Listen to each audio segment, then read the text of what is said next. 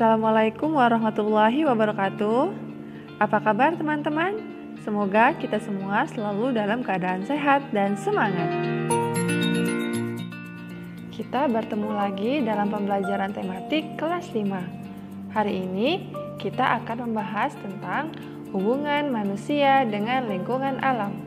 Materi ini ada di dalam buku tematik tema 6. Ayo kita simak bersama.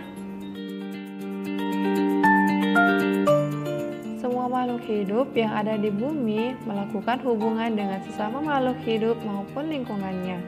Lingkungan alam terdiri atas benda mati dan makhluk hidup. Benda mati dan makhluk hidup saling mempengaruhi antara satu dengan yang lainnya, bahkan antar keduanya saling berkaitan. Salah satu bentuk hubungan antara benda mati dan makhluk hidup adalah jenis tanah, suhu, dan curah hujan di suatu tempat dapat mempengaruhi jenis tanaman yang tumbuh dan hewan yang berkembang di daerah tersebut. Makhluk hidup juga dapat mempengaruhi benda mati. Contohnya, daerah yang banyak tumbuhannya akan menyebabkan daerah tersebut menjadi lebih sejuk. Daerah yang masih banyak tumbuhannya cenderung memiliki air tanah yang baik dan berlimpah. Hal ini terjadi karena tanaman membantu tanah untuk menahan air dan menyimpannya di dalam tanah dengan baik. Nah, teman-teman, hubungan antara manusia dan lingkungan alam dapat dikelompokkan menjadi dua. Yang pertama, hubungan yang membuat manusia harus dapat menyesuaikan diri dengan alam. Dan yang kedua, hubungan yang membuat manusia dapat memanfaatkan alam sekitarnya.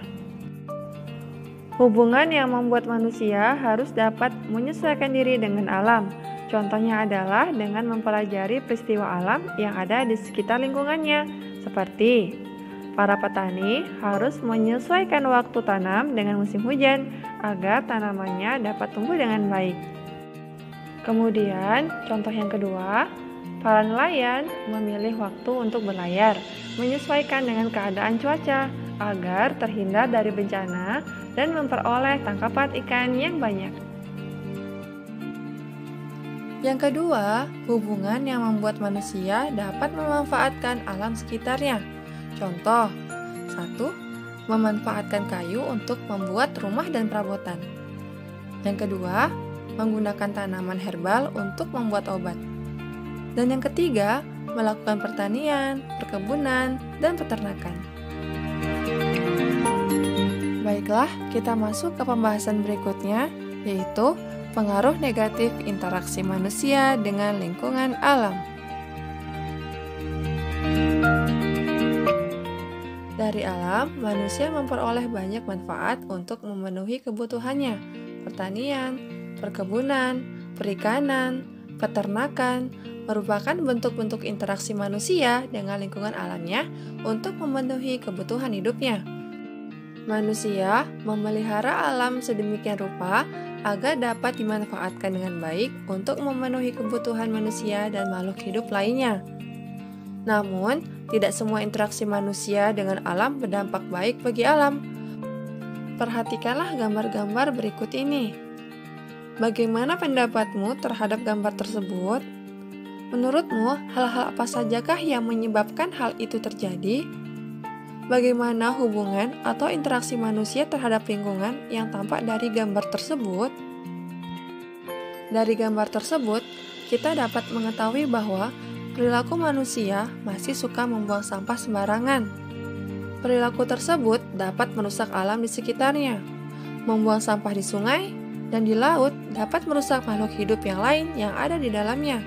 Tak hanya itu, kerusakan lingkungan yang ditimbulkannya dapat menyebabkan bahaya bagi manusia sendiri. Interaksi manusia dengan lingkungan yang kurang baik juga dapat menyebabkan beberapa bencana yang merugikan manusia dan lingkungannya. Contohnya, yang pertama, banjir. Banjir terjadi karena saluran air yang terganggu oleh sampah dari kegiatan manusia. Dan yang kedua, tanah longsor. Disebabkan karena manusia sering menebang pohon di tanah yang landai. Dan yang ketiga, kebakaran hutan karena kecerobohan manusia. Baiklah teman-teman, sampai di sini ya materi hari ini. Semoga teman-teman semua dapat memahaminya dengan baik. Terima kasih. Wassalamualaikum warahmatullahi wabarakatuh.